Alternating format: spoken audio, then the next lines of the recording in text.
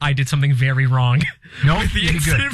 You'll be good. It is. At first, it's a little intimidating because it is a pressure cooker, right? And you're like, as long it is Richardson proof. Like it is. Okay.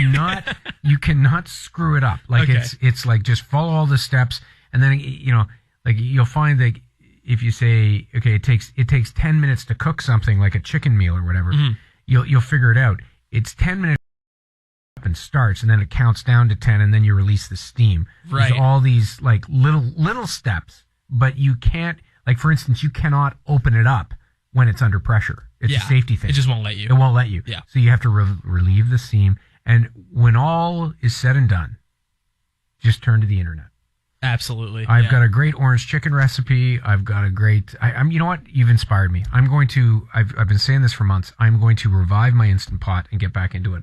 I did my vegetable soup the other day before I left, and it's a fantastic meal. Yeah. So a hearty homemade soup that I would never make on the stovetop because I'm too intimidated. Right. 100%. Yeah, that's the thing. Look at how radio makes change, people. What's that? Look at us go. This is how radio makes change. Radio makes change. Instant Pot. We're going to head to the newsroom, and Chris Holsky with your headlines on this Family Day. I'm Graham Richardson in for Patricia Bowl. This is News Talk 580 CFRA. Ottawa's home for live, local, breaking news.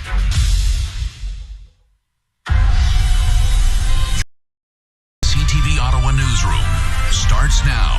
Good morning, I'm Chris Holsky. A few flurries or showers ending this afternoon, then clearing off completely. Right now, 4 degrees. Your full forecast coming up. First, your top stories. It is the last day of Winterlude for 2023, the first in-person version of the festival in 3 years. Spokesperson Melanie Bro tells CFRA's Ottawa at Work, despite the setback of the canal being closed, it hasn't stopped visitors from enjoying themselves. The ice slides are open in the Snowflake Kingdom at Jacques Cartier Park today. There are also events on Spark Street, including celebrations. U.S. President Joe Biden made a surprise 5-hour visit to Ukraine to tell its president and citizens America stands with them in the war against Russia. His meeting with President Volodymyr Zelensky came just days before the 1-year anniversary of Russia's invasion. Biden is looking to keep allies unified in their support for Ukraine as the war is expected to intensify. The death toll from the earthquake that struck Turkey and Syria 2 weeks ago today is approaching 45,000. Search and rescue operations for survivors have been called off in most of the quake zone. No one has been pulled alive from the rubble since Saturday. The European Union's health agency risk of cholera and other disease outbreaks as survivors move into temporary shelters. In-depth coverage, audio, video, and more at CFRA.com and CTVNewsOttawa.ca. From the CTV Weather Center, a few flurries or showers today before clearing this afternoon. The temperature falling to -1. Clear tonight with a low of -14. 2 to 4 centimeters of snow on Tuesday with a high of -4. Right now, +4 degrees. That's the latest from the CTV Newsroom. I'm Chris Holsky. News next at noon.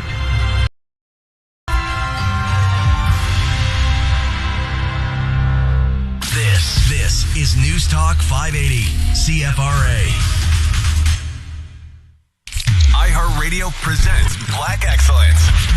We're celebrating Black history by highlighting artists from the Black community and with our in-depth roundtable podcast. Join your hosts, Dames Nellis, Jamar McNeil, and Leah Abrams for wide-ranging discussions, including their own experiences in the music and entertainment industries. iHeartRadio presents Black Excellence. Radio, Black Excellence. Listen now on the free iHeartRadio app. Your home sold guarantee. Or I'll buy it. Remember that? For almost 2 decades, years before the followers, Paul Rushforth Real Estate has shown leadership with a seller guarantee. And while you haven't needed it for a while, that trusted guarantee is there if you need your home sold right now. A firm sale you can take to the bank. One company is always Paul Rushforth Real Estate. And you can take that to the bank. PaulRushforth.com. When you or your loved one suffers a catastrophic injury, you need someone who understands the law. You need Yegendorf Rashid Injury Lawyers. Yegendorf Rashid's decades of experience navigating the complex legal system let you focus on what really matters, getting better. Taking on insurance companies in a civil action should be the last thing you need to worry about. New firm name, same great team. Yegendorf Rashid. Experience, knowledge, and a commitment to excellence.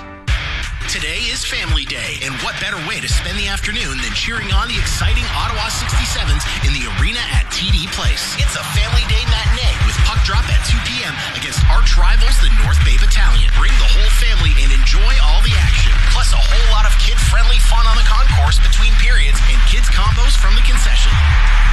Get your Family Day game tickets now, starting at just $25 at ottawa67s.com. Being presented. Here's how to save for real at Real Canadian Superstore. Step 1. Come to Real Canadian Superstore. And that's actually the only step. With programs like AdMatch, No Name Products, and PC Optimum, we make it easy. Real Canadian Superstore. Shop online and in-store.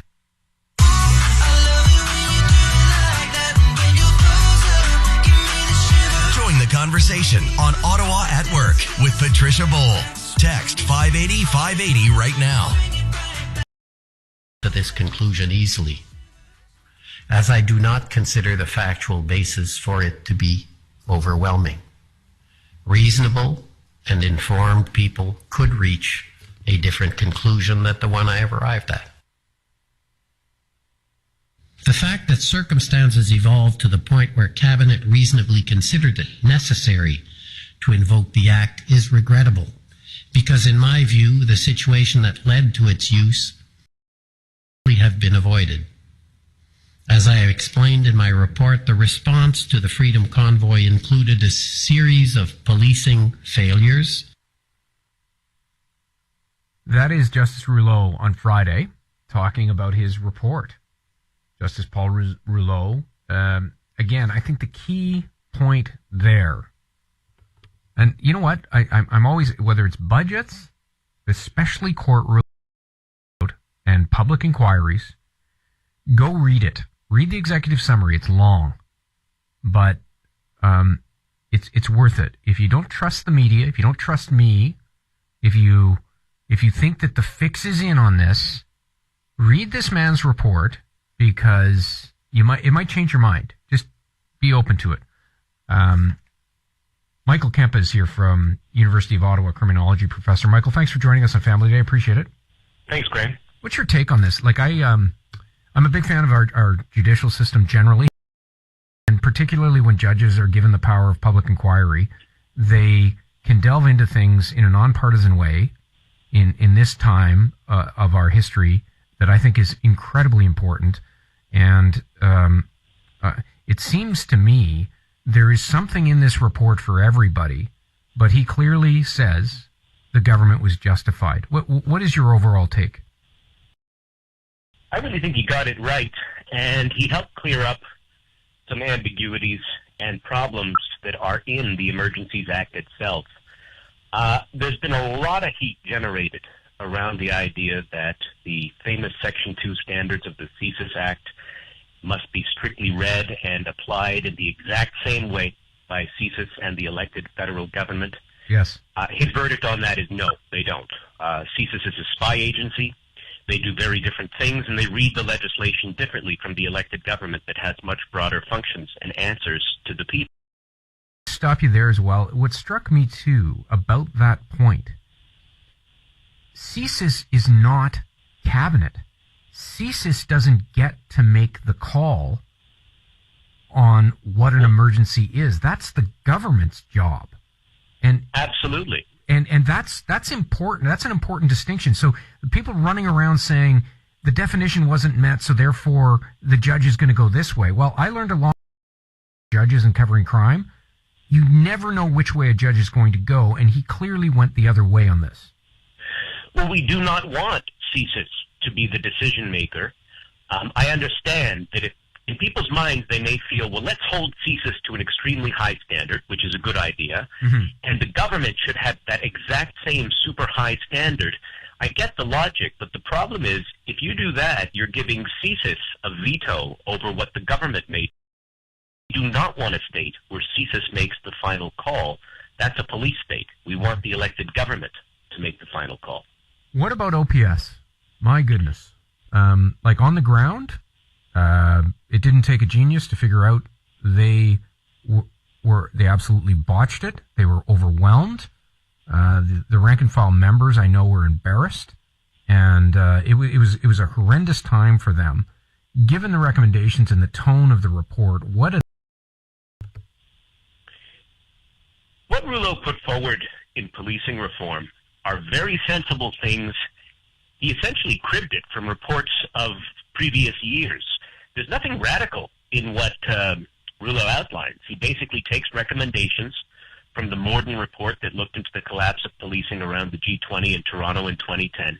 He looks at the Linden report that had to do with the bad policing of Indigenous protest at Ipperwash in the late 1990s. And he's more or less saying, we've had many warnings. Why these reforms to deal with major stress tests? So he's reiterated a lot of it, and it's time to get serious and implement these things, which has to do with developing clear lines of protocols for who does what in times of emergency, proper training and empowerment of civilian oversight bodies to make sure that the work is done properly. When things break down, we have provincial quarterback agencies, the Inspector General of Policing, for example, in Ontario, that's meant to come in and put things back on track. Somebody's feelings or stepping on any toes, when there's an emergency and they're needed, they're meant to come in. So if we implement these reforms, we'll be in a much better position to be prepared for what looks like a generation of protest that is at our doorstep. Right. And the other point here is, through the testimony, we heard lots of tensions at the top between Slowly and others, and it doesn't surprise me. They were under tremendous pressure, and that sort of thing happened. What about the role of Slowly? I thought it was important that he pointed out it's tempting to scapegoat on one person, and I've heard a lot of chatter about this, even during the occupation, from the political side. That, this guy's not doing his job. If he'd just do his job, we wouldn't have this problem. But Rouleau says it's more nuanced than that, and don't scapegoat because that's too tempting. Well, we love to find a simple answer, and the simple answer is somebody didn't do their job, and the buck stops at the top, and that's the chief. So it's easy for people to say, switch the chief, problem solved.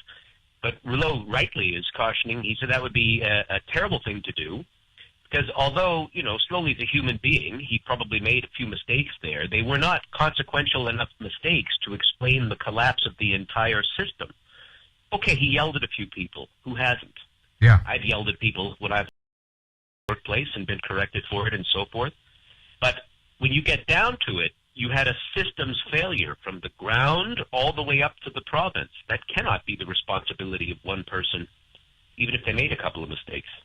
It was odd, too, the provincial engagement, both in the inquiry later and in the early days. And we engaged with the audience here, raising questions about whether if they shut down for 3 weeks, how quickly would the province respond? It felt like they didn't respond quickly. It felt like if this was in a different city, the response would be different. And Rouleau wonders about that as well. Not on the city front, but wonders about the engagement of the province. He goes further. He's very clear. He says the province didn't get involved until the blockades at Windsor. Yeah. And they then prioritized the Windsor blockades for obvious economic reasons. But in the preliminary lead-up, when things were going sideways in Ottawa, the province was simply not. Ottawa, in a sense, is the victim of being the federal capital, where over time it's sort of been seen as the federal government's problem, even though the reality on paper and in the law is it's mostly a matter of provincial jurisdiction. Mm-hmm. So the participants in the proceedings, the mayor of Ottawa at the time, Jim Watson, Prime Minister Trudeau, when they were talking, they basically said they felt that Doug Ford was not engaged because he wanted to pin it on the federal government. It was political dynamite. He didn't want any part of it. Now, if I say to myself, I don't think Doug Ford appreciated the complications and the threat to the Federation that was coming together here, if those were his calculations in the early going, and once he realized how badly things were going, he did engage, albeit late. Yes, he did. Yeah, so that's fair. Yes, yeah. So, and I distinctly remember, but it I believe in the days leading up to Windsor, the provincial government became awake to how awful this was. It took them a little while, but they did engage. I think that's a fair comment. They did engage, and at the same time, although the province is supposed to be basically the quarterback that's responsible for action in the first instance, the federal government, they could have done things earlier, given that there was an unfolding emergency around the border blockades in Windsor at the Ambassador Bridge. Yes, technically, the blockade was on Windsor territory. It was on a roadway in Windsor that leads to the border, and the city of Windsor and province were the first sort of ports of call for dealing with that. But the federal government, when you've got a crisis that directly impacts the border, could have stepped in earlier with support. So they were not to take on responsibility either in the early goings. Last question. I would argue that Ipperwash, the inquiry, did have an impact on how policing operates in the province. Would you say in these early days that this kind of a report will have a significant impact going forward on these kinds of events, or is it going to just be let's move on? It feels like it was too big just to move on. Move on. I mean, first of all, what Rouleau did that was very smart was he said he wants a written response from the government, 3 levels of government, for which of their recommendations they intend to act on and which ones they're rejecting, with an explanation for why they're rejecting those recommendations. So I would almost say what the governments write up in terms of a response are really what we should pay attention to in addition to this report. Because if we literally declared a national emergency on the basis that our chain of civil institutions fell apart under a significant stress test, what more do you need other than a national emergency to finally bring about these recommendations, very sensible recommendations for reform? If we didn't do it, I don't know what else it would possibly take other than a national emergency to motivate action. That was Michael Kempa talking earlier to us. Rouleau Report. I'm Graham Richardson in for Patricia. We're back to wrap up the show in just a moment. A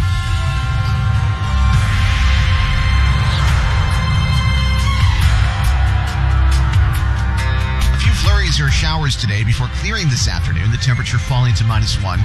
Clear tonight with a low of -14. 2 to 4 centimeters of snow on Tuesday. The high -4. Cloudy and -7 on Wednesday. From the CTV Weather Center, I'm Chris Holsky. This is News Talk 580 CFRA. Ottawa's local breaking news.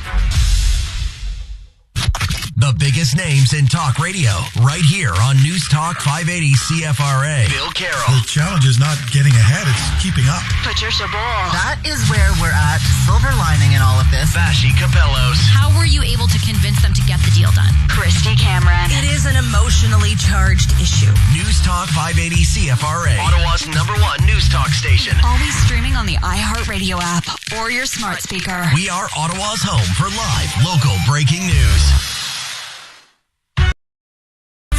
News Network. John had a brilliant idea for a startup, turn children's artwork into toys. He called Alpine Credits for a home equity loan. His loan was approved, and a superhero was sent over to assist John with his business needs. Her superpower isn't just home equity loans, it's helping people realize their dreams. She can also run so fast her shoes melt. Own your home? Need a loan? Alpine Credits can help. Alpine Credits, where homeowners get approved. Looking to heat up your Tuesday nights? It's CTV's 911 Lone Star. Never give up. Rob Lowe stars in an all-new 911 Lone Star. Tuesday at 8. Set your PVR only on CTV. There's a local place to get healthcare. Shoppers Drug Mart pharmacists can write prescriptions for minor ailments like UTI, allergies, and more. Book an appointment online at shoppersdrugmart.ca/minor illness or visit in-store. Prescriptions only available at pharmacist discretion. Calling all Mega Wedding Expo is the place to find everything you need for your perfect day. But nothing's perfect, especially if your fiance's car breaks down en route to your perfect venue. Bride here. With the Intact Insurance app, you can add roadside assistance. So whatever happens, he's gonna make it. And it's gonna be a perfect day. Okay. When things aren't perfect, Intact Insurance makes it better. Perfect. Just make it Intact. Visit intact.ca or talk to your broker. Conditions apply. You have anxiety about working in the office, anxiety about COVID, and were diagnosed with an anxiety disorder, but you're denied. My name is Aaron Waxman, and if your disability claim is denied for any reason, call me at 1-844-583-4878 or pound LTD. And don't worry about upfront legal fees, because there are none. At my law firm, my lawyers only get paid when you get paid. And before you call, you should always remember that there are no bad questions. 1-844-583-4878 or on your cell phone at pound LTD.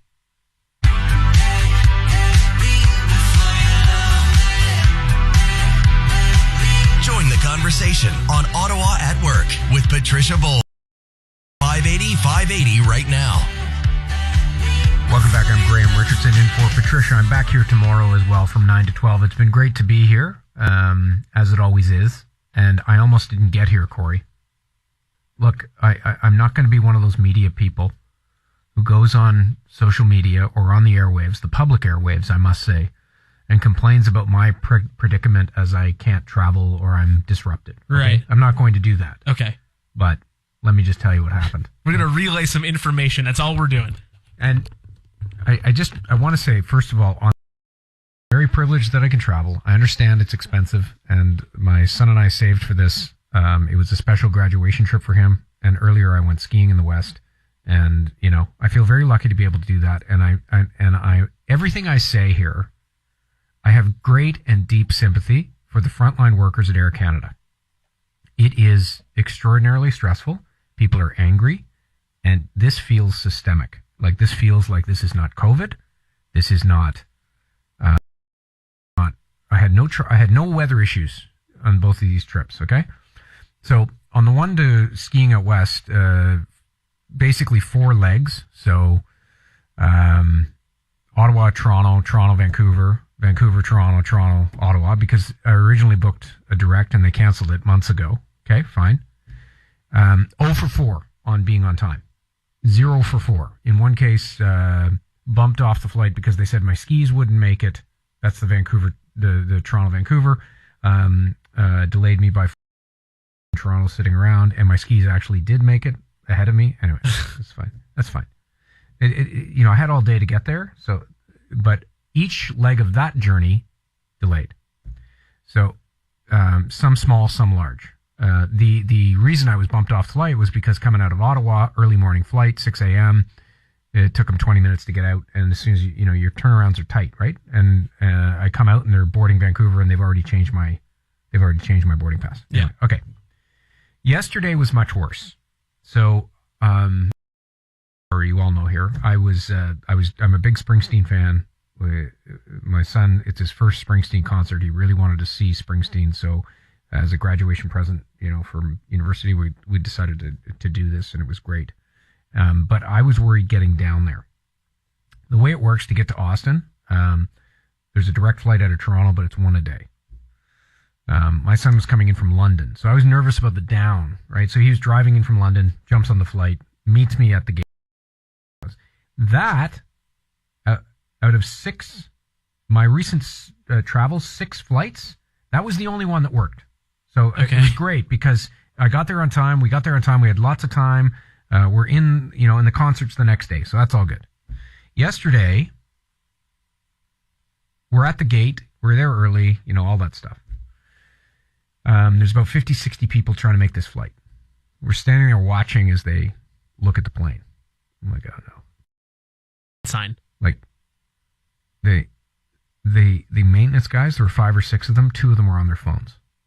One of them was FaceTiming, pointing at this issue on the plane, on the external part of the plane. So you could actually see it happening in real time. Yeah.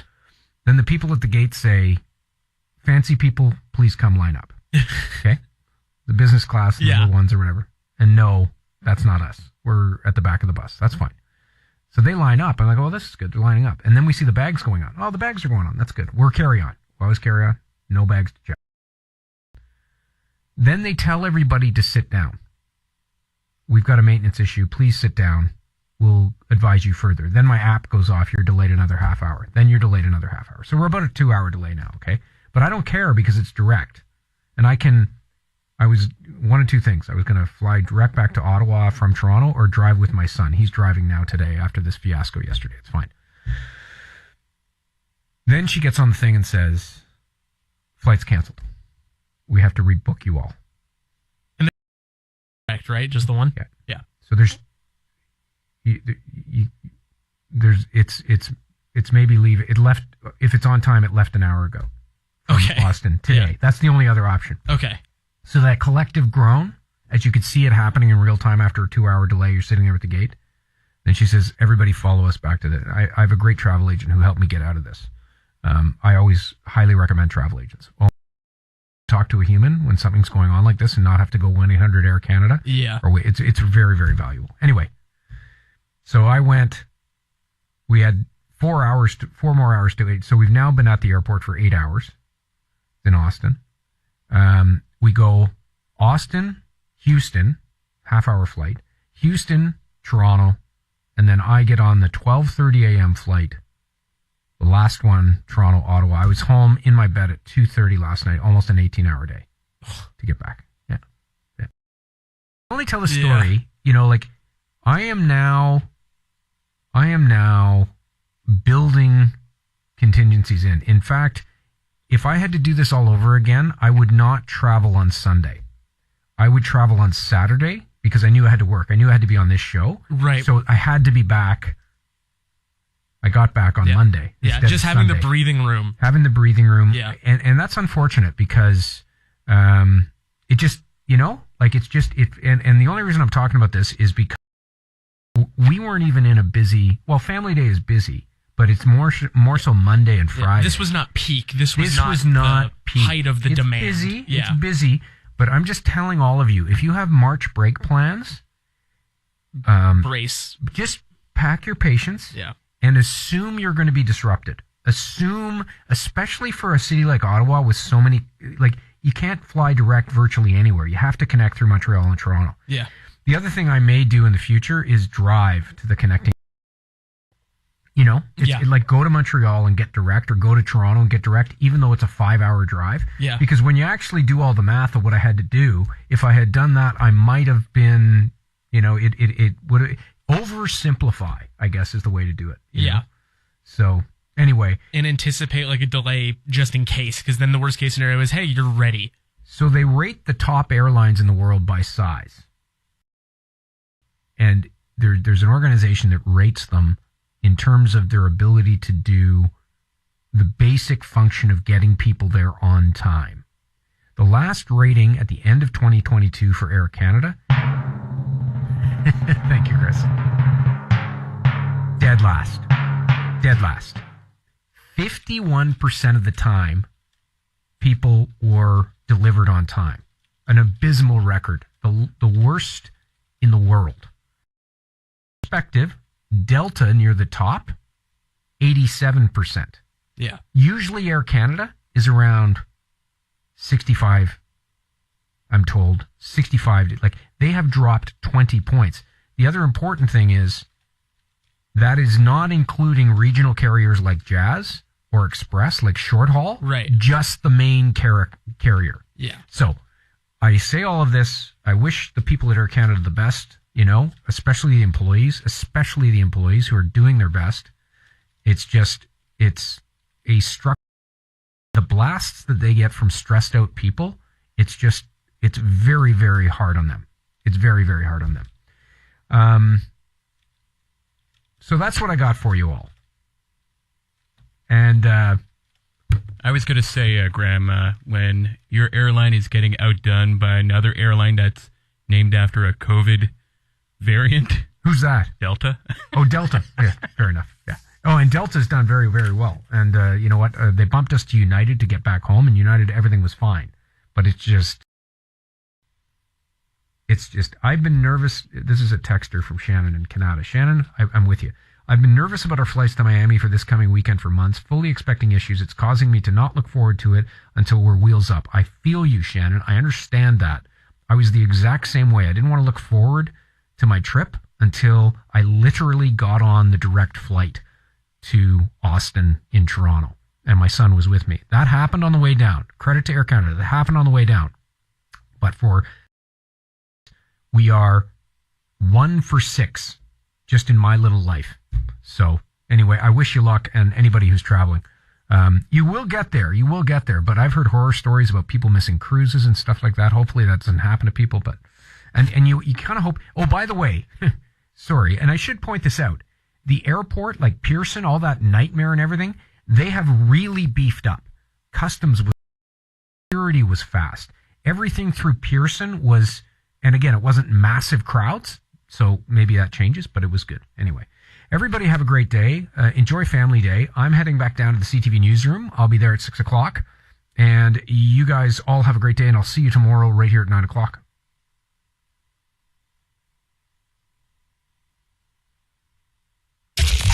This is News Talk 580 CFRA. Ottawa's home. Local breaking news. Are you struggling with glasses and contact lenses? Squinting to see the alarm clock and read street signs? Having trouble working or just working out at the gym with lenses getting in the way? Laser vision correction might help. For 30 years, the surgeons and staff at Focus Eye have been helping people enjoy the freedom of a life without lenses getting in the way. Call Focus Eye about a no-charge, no-obligation consultation. 614-3937. That's 613-724-EYES. Laser vision correction has helped millions of Canadians enjoy crisp, clear vision. Whether it's playing sports or reading, hiking, or just watching TV, laser vision correction can help bring your world into focus. Call Focus Eye for a no-charge, no-obligation consultation and ask about their 12-month, no-interest financing. 613-724-3937. 613-724-EYES. This is News Talk 580 CFRA AM Ottawa, a division of Bell Media and an iHeart radio station. It's 12 o'clock. 12 o'clock. Your update from the CTV Ottawa newsroom starts now. Good afternoon. I'm Chris Holsky. A few flurries or showers, then clearing up this afternoon. Right now, 4 degrees. Your full forecast. Top stories. It's the last day of Winterlude for 2023, the first in-person version of the festival in 3 years. Spokesperson Melanie Bro tells CFRA's Ottawa at Work, despite the setback of the canal being closed, it hasn't stopped visitors from enjoying themselves. And we did see thousands and thousands of happy, smiling folks that were out enjoying what we had to offer in the National Capital Region. The ice slides are open in the Snowflake Kingdom at Jacques Cartier Park today. There are also events on Spark Street, including ice carving demonstrations. It's Family Day in Ontario. 8 of Canada's 13 provinces and territories are celebrating. Here's Karen Rebo. It's Family Day in British Columbia, Alberta, Saskatchewan, Ontario, and New Brunswick. Manitoba is celebrating Louis Riel Day. Nova Scotia is marking Heritage Day. And those living on Prince Edward Island will relax for Islander Day. Most provincial government offices and services, as well as most schools, will be closed in regions marking a holiday. Most banks will also be closed in affected provinces, though most federally regulated services, including Canada Post, will maintain normal operating hours. However, mail collection may not proceed as normal for Canada Post locations that are running out of private businesses that may be closed. Karen Rebo, The Canadian Press. Russia knew something that Ukrainian citizens didn't, that U.S. President Joe Biden was going to visit the Ukrainian capital. Here's Rita Foley. The White House notified Moscow that President Biden would be visiting Kyiv, Ukraine's capital, just before the president left Washington. The idea here was to make sure that there wasn't a misunderstanding that could possibly lead to a direct conflict. From National Security Advisor Jake Sullivan. The U.S. military does not have a presence in Ukraine other than a small detachment of Marines guarding the embassy in Kyiv. While President Biden was in Ukraine, U.S. surveillance planes were keeping watch over Kyiv from Poland's airspace. I'm Rita Foley. In-depth coverage, audio, video, and more at CFRA.com and CTVNewsOttawa.ca. From the CTV Weather Center, a few flurries or showers today before the temperature falling to -1. Clear tonight with a low of -14. 2 to 4 centimeters of snow on Tuesday with a high of -4. Cloudy and -7 on Wednesday. Right now, 4 degrees. That's the latest from the CTV Newsroom. I'm Chris Holsky. News next at 12:30.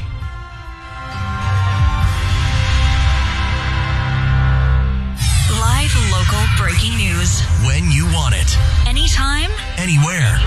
Download the CTV News app now.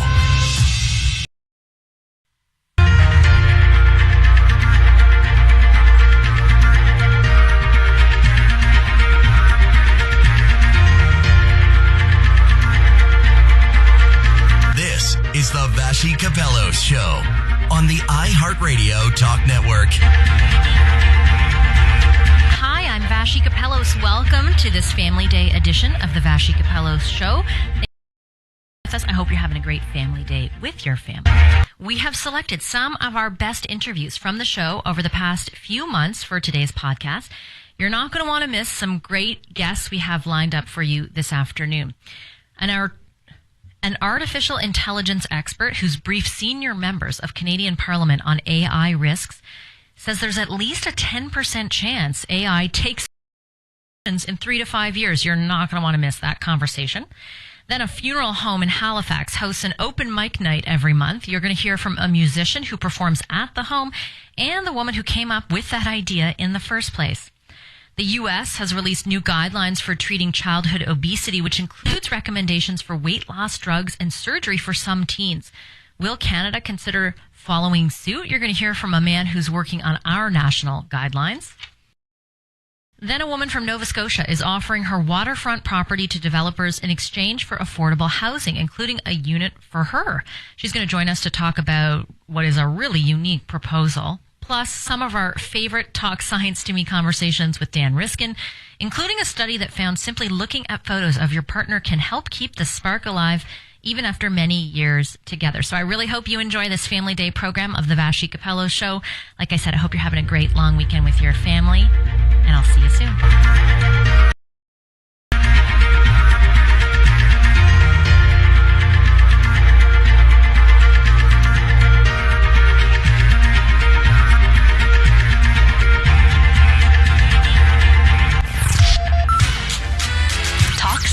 To me.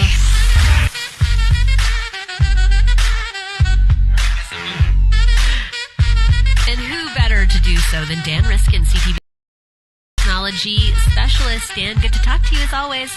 Good to talk to you. I love that little horn at the end of that. I just picture somebody dancing while they play it, and it's like in some kind of cool club. I just love it. A cool club, exactly where I am right now. I sound like you and me both, I'm sure. Yeah. Okay, let's start off with spending more time in green spaces could reduce the likelihood you'll need prescription drugs. Why is that? It's been shown in a whole whack of studies that going outside and just spending time in nature is good for your. One of the things that happens when you have good health is you're less likely to be on prescription drugs. And so this is a study of 7,000 people in Finland, just trying to measure how big that effect is. And also asking the question, is it okay if I just live near nature? A lot of people spend a lot of money to have a really poshy address that's on the edge of a ravine. But if you never get a chance to go out in that ravine, or if you never get a chance to get to that place you can see from your window, does that make a difference? And so they got those 7,000 people to talk about, their behavior, how much exercise they get, and whether they're on prescription drugs, and then also ask them how often they go out into those spaces and things like that. And then based on their address, they were able to get more information about those people, like what their socioeconomic status was, how much air pollution they're exposed to, how much sound pollution they're exposed to. And they put all these things into a giant model, and they got a really cool result, which is that if you are spending time in nature, you are going to increase your likelihood to need prescription drugs for a whole bunch of things: anxiety, insomnia, depression, high blood pressure, asthma. All of these things are treated by just going outside and walking in nature. But living close to nature, even being able to see it out your window, which is one of the questions on the questionnaire, doesn't make a difference. So you actually have to go out and do it. So you have to do the hike. You can't just look at the tree? Yeah, well, exactly. It's kind of sad because I also.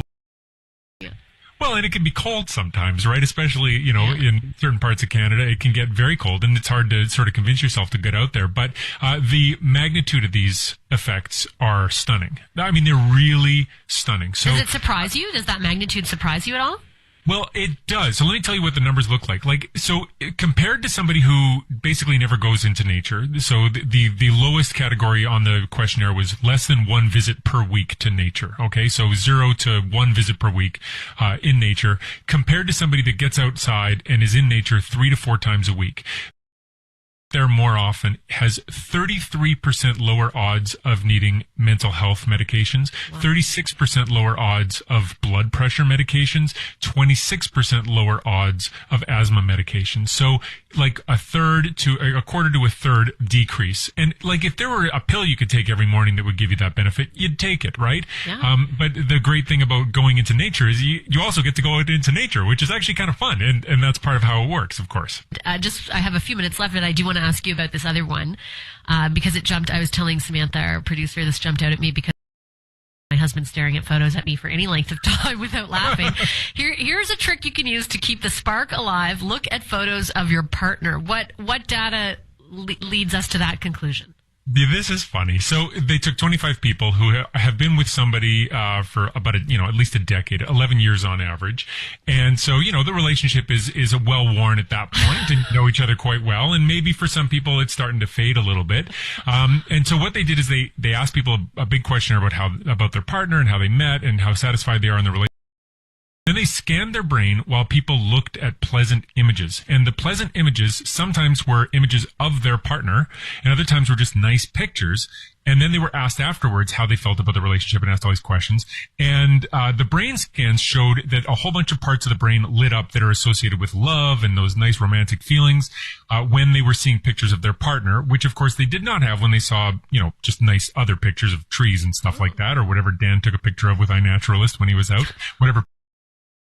But what they also found is that when people filled out a questionnaire about how in love with their partner they were, seeing those pictures boosted their scores. And so it turns out that if you're looking for a way to light up that spark, just looking at nice pictures of your partner can do that pretty nicely. And it's something you can do by yourself. You don't have to get your partner to agree to a time and to meet at a place and do something with them. It's just a little thing you can be doing even privately as a way of just sort of putting some energy into the relationship. Now, one caveat, which is that they didn't actually check in with those people after they'd finished that session. So it might be that it gives you like a big rush of feelings in the lab. It lasts a few seconds. And then you walk out the door and it's gone.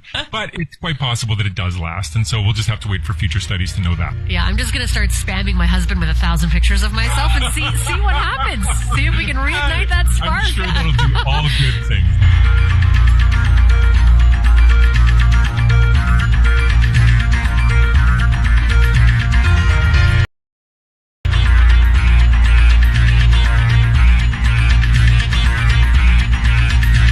This first one, no pun intended, a bit mind-blowing. Brain transplants might be happening soon.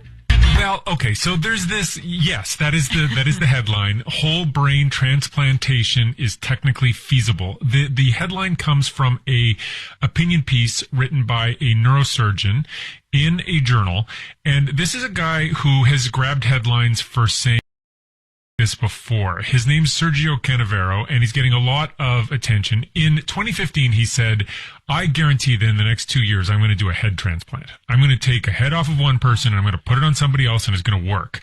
And people said, really? Okay.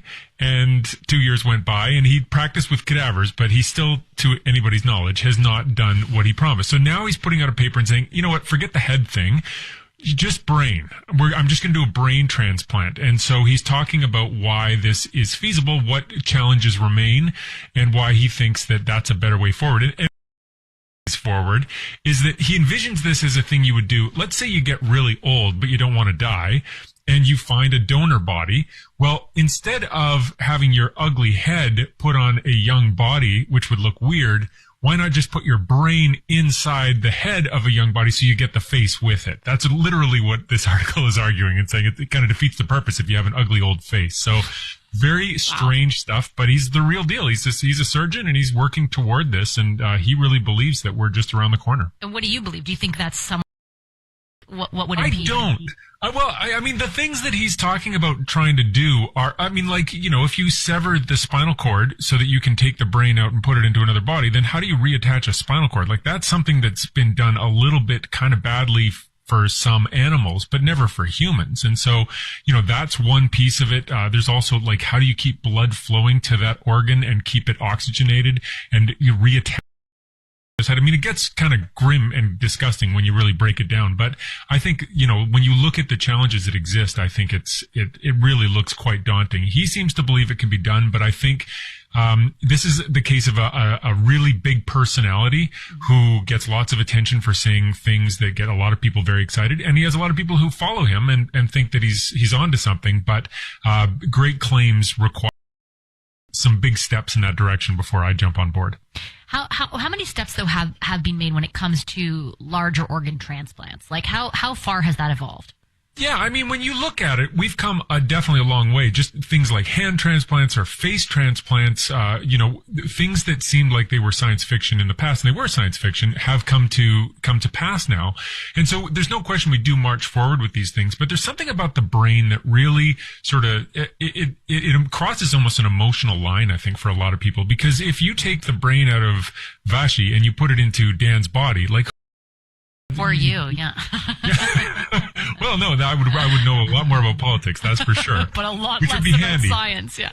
But there are a lot easier ways for me to learn about politics than to try that. So, it's also like, I can't help but think of it in kind of this funny angle, which is like the Mr. Burns idea of like this rich old billionaire who says, my body's going, I need something. And then they find a young person who really needs some cash or something like that. It lends itself to a story, a parable of some kind. So there are all kinds of great, ethical kind of a conversation. Yeah, the ethics, I was just, as you were talking, I was thinking, oh yeah, the ethics would be a pretty big part of it too.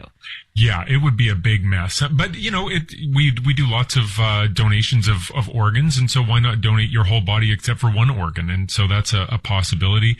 But it's definitely getting a lot of people's attention, and this is a guy who likes to make the big headlines. He's out of Turin, Italy, and he is very good at getting all the cameras to point at him so he can say these things. And so we'll just see if he can back it up. Thanks so much, Dan. Thanks a lot. Take care. That's TV's science and technology specialist.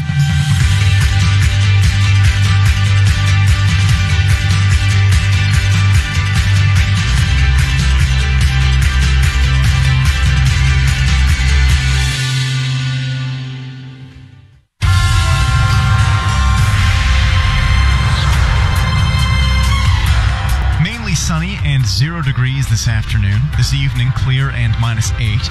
Overnight, down to -14, feeling more like -20. Tomorrow, -4, around 2 to 4 centimeters falling for the day. And then Wednesday, cloudy skies and -7. In the CTV Weather Center, I'm Callum Fraser.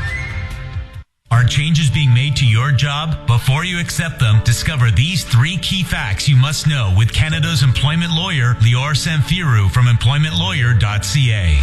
Number 1, it is illegal for your employer to make significant changes to your pay, job of work, even a temporary layoff. Fact number 2, if you don't protest the change in writing, you will be seen to have accepted it. Finally, when your employer makes these changes, they're essentially terminating your employment and you're owed your full severance, as much as 24 months' pay. I can help you get the severance package you're owed. My team has helped tens of thousands of employees pursue their constructive dismissal cases when changes were made to their job. Before you accept any change, protest, contact me and discover why my employment law firm is the most positively reviewed firm in Canada. For more quick facts, go to pocketemploymentlawyer.ca. The resource used by over 1 million Canadians to get clear solutions for their workplace issues. Catch Canada's Employment Lawyer every week on the country's only employment law show. Saturdays at 9 a.m. on CTV Ottawa and weekends on News Talk 580. And whenever you have a problem with your job, always call the employment lawyer, Lior Samfiru, first at employmentlawyer.ca. Get the advice you need and the compensation you deserve. That's employmentlawyer.ca. When we look into your eyes, we want to give you the whole world. But that's not a viable business model. So bring you complete glasses from only $69. At Specsavers, we believe quality eyewear and eye care should be affordable to all, which is a little thing we call Specsavers Love. Find out more at specsavers.ca. Conditions apply. Select pairs only. Hello, this is Sharon McGarry at Hulse Playfair and McGarry Funeral, Cremation, and Celebration of Life Services. By documenting your final wishes and prepaying for a funeral, there's time for careful thought, for cost and other considerations. Decisions to others at a difficult and stressful time. This is why so many people are now pre-planning their funerals. Our website has a free guide to help you. Visit hpmcgarry.ca or give us a call. If Hulse Playfair and McGarry can assist you, we'd be honored. On April the 1st, Ottawa plans to raise the tax on beer by another 6%. What do Canadians think? We don't like it, eh? Good day, I'm Bob McKenzie. This is my brother Doug. Okay, everything else in Canada is frozen, eh? Freeze the beer tax, too. Come on, MPs. You're elected to serve, so serve the beer. And hold the tax, eh? A message from Beer Canada. Stop the hike. Visit hereforbeer.ca. We approve this message, eh? Well, I don't approve of you. Take off. Are you suffering from erectile dysfunction? Let's go, D! Ottawa's Focus Wave Clinic knows how critical it is to get your most valuable player off the bench and back into the starting lineup. Bring it, D! End the drought. Learn more about shockwave therapy for Peyronie's disease and chronic pelvic pain syndrome at FocusWaveClinic.com. Get a free consultation and save $200 off any treatment. Attaboy, D! Call 613-422-WAVE. FocusWaveClinic.com.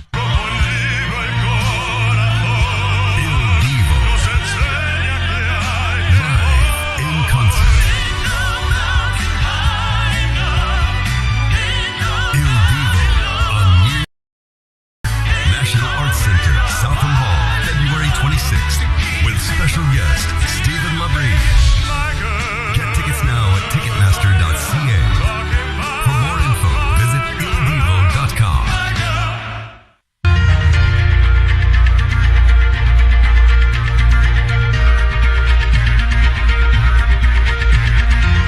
Welcome back to the Vashi Capello Show on the iHeart Network.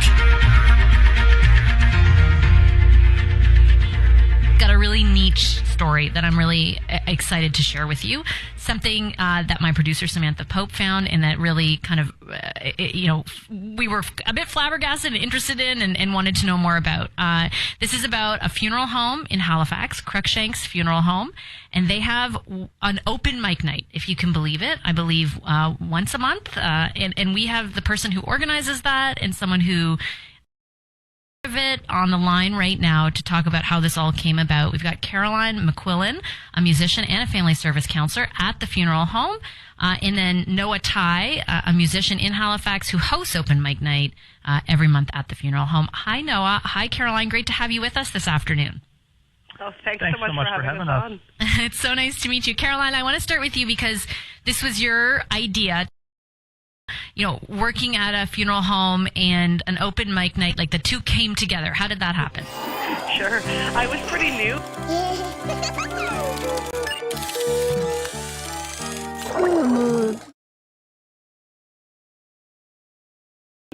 Just the togetherness of the music scene in Halifax had really been lacking in my life personally.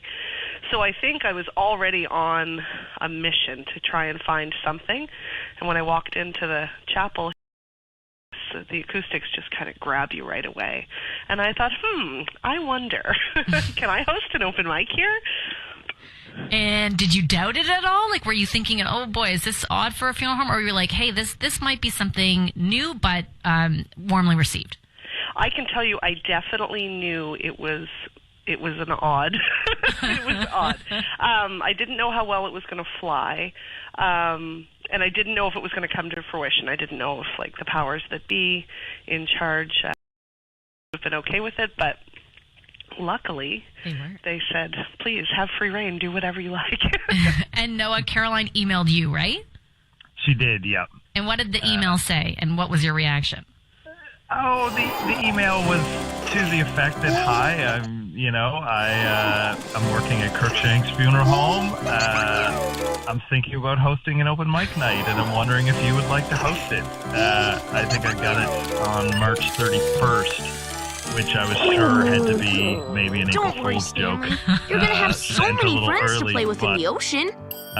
I said, you know what, that's pretty, everything changed during COVID. So I said, you know what, that's an interesting idea. So I agreed to meet and check out the space. And with, same with Caroline, as soon as you walk in that room, it's this big, lovely sounding room. It had a nice stage, it's, nice soft cedar kind of environment. So I said, well, let's give it a try, see what happens, And Caroline, when you started to put this together and started to put the call out, were you worried that people wouldn't want? Like, was that a concern at all? I did worry that there would be some jokes made at the expense of the venue. And where it is my job, I was a little concerned about that, but for the most part, it's been pretty lighthearted. I worried that nobody would show up, if I'm being honest. But that didn't happen. That did not happen. And what did happen? What did happen was Noah and a fantastic crew of musical connections. I knew he was the right man for the job because he has that credibility to kind of make something weird fly.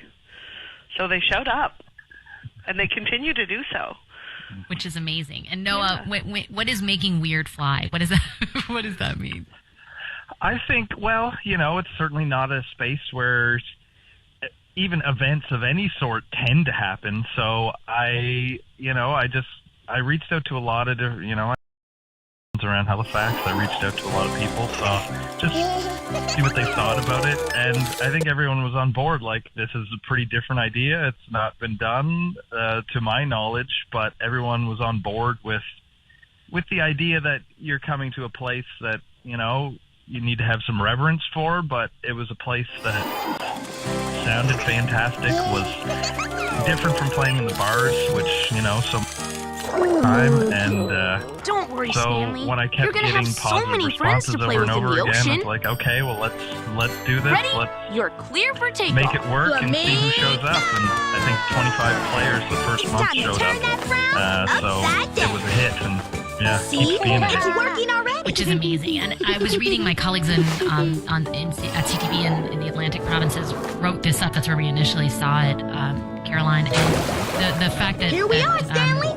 Welcome that we to just heard about that it's not a number of people who come or who perform and bring their kids because all playing together. They're gonna really love happy playing to with have you too, not Stanley. just an all ages event, but a dry event.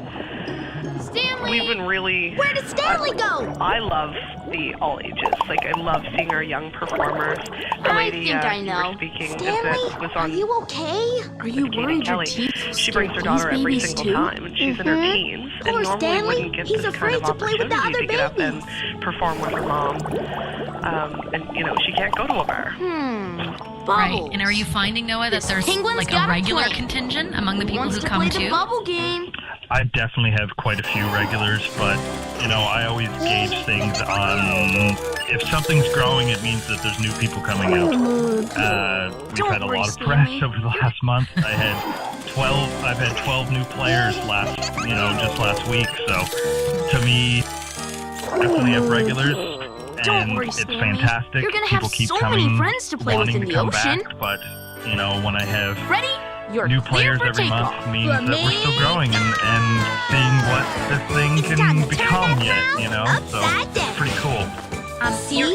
Caroline, you're a family service counselor at the funeral home as well, and I'm wondering if there is some intersection between like the what people are going through and the awful time that they are enduring, usually when they're and what's happening here. Like, is this totally separate from what goes on at the funeral home? Or is there some kind of intersection there? We have had some crossover. Actually, our very first performer at the very first open mic was a lady that I had helped her when her mom passed away. I helped her do all of that paperwork and get everything in order. I had also done her pre-arrangement. And when I told her what we were doing, because I knew they came from such a musical family, she said, "Oh my goodness, I want to be there. I want to drive by this place and not just have it my mom, but also where I got my guitar and put up my music stand and played some music in a completely different way." So, yeah. And did she find it helpful? She really does. Yeah, she still shows up. Aw. Well, that's so nice. And as far as that crossover goes, in more general terms, Noah, your thoughts on I'm asking because not to be personal, I remember when my mom passed away, how kind everyone was actually at the funeral home and how much time. And I'm just wondering if you're cognizant of those kinds of things, given that the open mic is happening there. Oh, definitely. I mean, as soon as people walk in, we've talked about it. As soon as you walk in, you're in a place that needs to be shown respect. And I think everyone's attitude changes a little bit. It's a place that holds so much special things to people, I think, but it can be a sad place. And I like we're bringing joy into this, corner of Halifax where normally it's a place that you're normally saying goodbye to people. We're celebrating music, which, as far as I can tell, is like the best thing for healing that I've been able to find. I think a lot of others too. So 100%. It's just a special place, and every month everyone comes out, and I've never had anyone new come out that didn't come up to such a special night. I can't believe it, and I'll see you next month. Oh, well, that's amazing. I think it's so cool. I think on first read, you're like, what? And then when you actually read it a bit deeper and listen to both of you, it makes a lot of sense. I really appreciate both of you making time for our program today. Thank you. No problem at all. Thanks for reaching out. And good luck with the program. Caroline McQuillan is a musician and family service counselor at Cruikshank's Funeral Home in Halifax. And Noah Tai is a musician in Halifax who hosts open mic night there every month.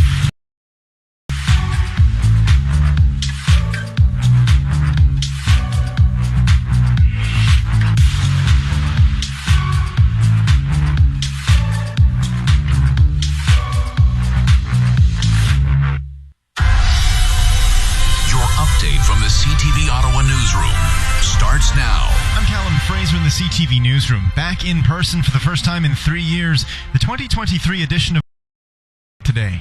U.S. President Joe Biden makes a surprise 5-hour visit to Ukraine, and we are hours away from a major change to the biggest streaming service in the world. Full details coming up in 30 minutes. From the CTV Weather Center, mainly sunny and 0 degrees this afternoon. This evening, clear and -8. Overnight, down to -14, feeling more like -20 with the wind. Tomorrow, flurries and -4, around 2 to 4 centimeters of snow falling for the day. And then Wednesday, cloudy skies and -7. Right now in the capital, we're sitting at +1, and that is the latest from the CTV newsroom. I'm Callum Fraser. BNN Bloomberg is sponsored by O.J. Hollingsworth, Accident and Injury Lawyers. Protect your future after an accident. ahinjurylaw.com. Before today is over, an accident could change your life forever. What if you couldn't work? Your family needs you. I'm Brenda Hollingsworth. For almost 20 years, O.J. Hollingsworth has represented injured people. We help put lives with fair compensation. Protect your future after an accident. Call the Accident and Injury Lawyers at O.J. Hollingsworth, 613-233-4LAW, or visit us at ahinjurylaw.com. Freezing my face off at -20. Someone always says, hey, cold enough for you? Nobody likes that. Everyone's heard that 1,000 times. But don't get mad. Get mellow. I get my mellow on with the perfect relaxation of my Pure Water. Literally melts away in those soothing, warm bubbles. Spectacular preseason savings on now on every hot tub model at Pure Water. It's all about the mellow. Pure Water Total Home Leisure, 2070 Robertson and Moody and Bell's Corners. You, your family, and fun, it's what we do. For Philadelphia's Missing Persons Unit, when someone is taken, every second counts. We will get your baby back. Scott Conn. All new episode of Alert tonight at 9, only on CTV. I need to sell my car fast. SellMyCarIn30minutes.com. What? If you need to sell your car quickly, go to SellMyCarIn30minutes.com. You can sell it in 30 minutes. Visit SellMyCarIn30minutes.com now. Introducing TSN Plus. What a game changer. Canada's new home for PGA Tour Live. Are you kidding me? Exclusive data-enhanced feeds, plus more goals, dunks, aces, and speed. Visit tsn.ca/TSN.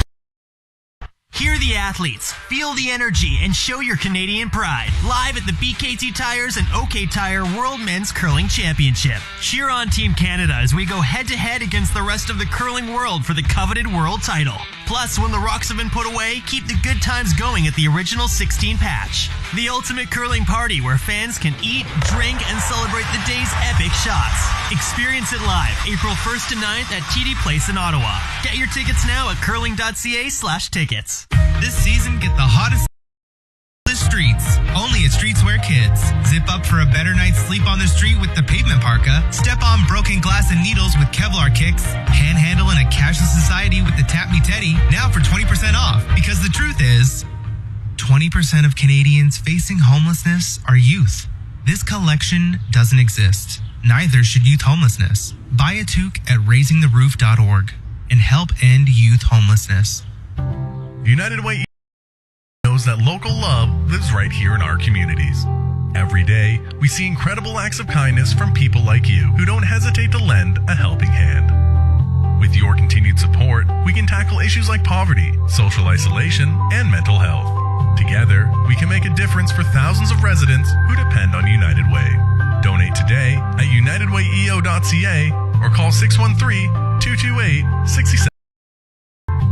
Calling all farmers. CTV's matchmaking show Farming for Love is looking for more single farmers who are searching for their perfect match. To start your love story, apply at ctv.ca/farmingforlove. Searching online for questions about your health isn't always healthy. You'll type in a question right before bed like, why do I keep getting hives? And whoosh, you're hurtling through an internet rabbit hole. One sleepless night later, you've thrown out all your lotions, body washes, soaps, and detergents because you're definitely allergic to everything. Or you could just talk to a registered nurse. Down internet rabbit holes and start connecting to care. Visit ontario.ca/yourhealth to find pharmacists, nurses, and answers, and see all the ways we're helping you connect to care. Paid for by the Government of Ontario. This is an encore presentation. Sorry, our phone lines are closed.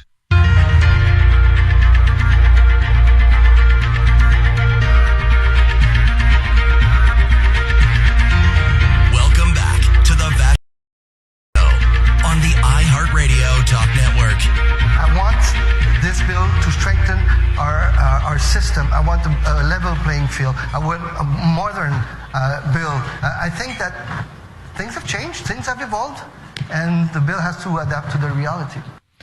That's Canadian Heritage Minister Pablo Rodriguez, part of an interview I conducted with him on what's known as Bill C-11. That bill is pretty soon going to become law in this country, likely. It hasn't happened yet, but all signs are pointing toward it passing. It is a bill that would update broadcasting rules, the government says, to reflect online streaming giants like YouTube, Netflix, and Spotify, kind of reflect how the industry has changed because of them and require them really to contribute to Canadian content and make it accessible to users in Canada. If they don't adhere to the rules as set out through this law and by the CRTC, then they'll face very steep penalties. That clip from Minister Rodriguez was in response to a question I posed to him around all sorts of amendments that have been added to the bill, and whether he would include those amendments in the final version of the bill or the law. And he basically said any of the amendments that change the spirit of the bill or the intent of the bill, he likely would not consider. Senators who propose those amendments are not pleased to hear that. And there are also a lot of other content creators who are worried about the potential impact of the bill or when it becomes law. One of them joins me right now. Darcy Michael is a comedian who has over 3.4 million followers on TikTok. Hi, Darcy. Good to meet you. How are you? I'm good. Thank you so much for making time for this. I really appreciate it. Tell me a little bit about what worries you about C-11. Well, like I've said in numerous times, like it's just one small section that has to do with the social media algorithm manipulation, and how it would really just genuinely affect the bottom line of content creators. And the minister, I hadn't heard that clip that you played until just now, but the minister has said that he's interested in hearing from Canadians about this bill all along. But every single time a content creator talks out this section in the bill, he doesn't listen. And it's frustrating because I genuinely don't think they understand how much it could turn around and affect us in the way we earn our income. Yeah, I want to talk to you about that because I did spend about 8 minutes of the interview putting those concerns to him very specifically. And he was pretty much kind of refuting the concept that it would even content creators. This isn't about them. We don't want to, Why? Sorry. And please. Like I said to him and the Senate as well, if it doesn't affect us, then don't include us.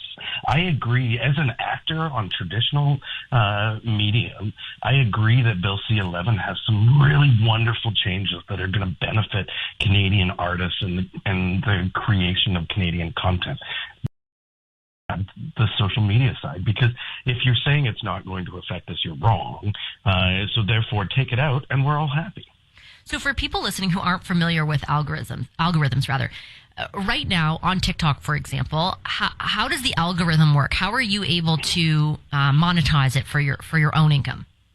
For sure. We're never going to know exactly how the algorithm works, but I always like to say that from my experience, I've thought it's democracy at work. So, if I post a video and 10 people watch, of those people enjoy it by liking it or sharing it, that tells the algorithm to send it to 100 people. Then if the same kind of reactions happen, then it keeps sending it out to more and more people as there's more and more positive or negative kind of interactions with the video, therefore reaching a larger audience. So it's democracy at work in the simplest of terms. Because in Canada we don't get paid for views on TikTok or anything, we monetize through things like ads. So like once or twice a month, my partner and I put out 1 or 2 small channel, and that just helps offset the cost of running the channel as well as paying our bill. So my understanding, and please correct me if I'm wrong, but my understanding is that the concern around C-11 is that it would force social media companies to override, essentially, that algorithm and prioritize certain kinds of content that the bill or the CRTC ends up dictating as the content they should prioritize. Exactly. And, the language is just so open for interpretation that even if this isn't interested in doing it that way, it's completely open for whoever's in charge next to do exactly that. And it's putting I don't think we need the government more in charge of media as a general statement. I don't think that they need to have their fingers in this pie just yet. Do you have any faith that through the CRTC, which is supposed to kind of the first half of this question is I take your laugh for what it means, but basically the CRTC, just for people who aren't familiar with C-11, they're going to come up with all these rules, and then the CRTC is going to be the body that implements them, and there seems to be some room for interpretation there. Do you have any faith that maybe the CRTC implements it in a way that doesn't negatively impact you? No, not at all. I look at look at Canadian content today on television versus what it was 15 years ago. Look at our cell phone rates. The CRTC has continually failed Canadians. The CRTC is the 4 media conglomerates kind of hidden through this weird little government entity that gets to still decide what we're seeing and what we're making and how much we're paying for cable and cell phones and stuff. I don't trust them. I don't think it's been a good organization to have for Canadians for a long time. Do you sort of, empathize or sympathize a bit with the overall intent? Putting aside the specific, but just this idea that big companies like, Netflix or a YouTube kind of operate rules. For sure. I also believe those companies need to be paying taxes and collecting taxes. I think that there is a huge market that we are allowing to go untapped. I just think that the way this bill was written and designed specifically for the social media aspect was done by people that don't understand how that business works. Why do you think the minister has not, or the feds have not really sort of acknowledged, you're not alone, right? It's an over. I mean, Margaret Atwood is putting out op-eds. Me and Margie, we're on the same side. To that effect, right? And suffering some blowback from traditional supporters of the federal government in line with, sort of the position she's taken in the past. Because of what she's articulating around C-11, why do you think that argument has failed to resonate so far? I don't want to speculate on someone else's intention, but I do believe that it's, a combination it's an ego that's stopping us from being heard. But it's wild that it's been such a brick wall from my very first testimony. And I realize that this is definitely a topic that I side on more on the conservatives with. But I'm a card carrying NDP. I'm a married gay stoner, like I said in the Senate. Everything about this isn't a party thing for me. This is a very specific. You don't understand what you're doing. To us who do understand it, and let's come to some sort of solution. And they're just not interested. I just have about a minute left, but what has TikTok done for your career? What has it meant to your career? It's given it complete rebirth. Yeah, on Friday night in Vancouver, my husband and I are playing to a sold-out crowd at the Vogue, which is 1,200 seats. That sold out in a matter of a couple weeks. Whereas before, I'd be playing for 100, 150 people a night across the country. And I've been doing this job for 15 years. I was lucky enough to have TV, and that did nothing to put butts in the seats. And now, we're announcing a full international tour around the world starting in this fall across North America and then Europe and Australia. And it's only because of social media. Well, lots of food for thought, and congratulations on all your success. I do really appreciate you sharing your view with us this afternoon. Thanks, Darcy. Thanks so much, Vashi. Have a good one. You too. Darcy Michael is a comedian with over 3 million followers on TikTok. He's expressing his views there on what's known as Bill C-11. It's all around online streaming and online tech giants and the government trying to, they say, get them to kind of pay their fair share and include more Canadian content. We're going to keep the debate going this week. You'll hear from other people, both for and against C-11.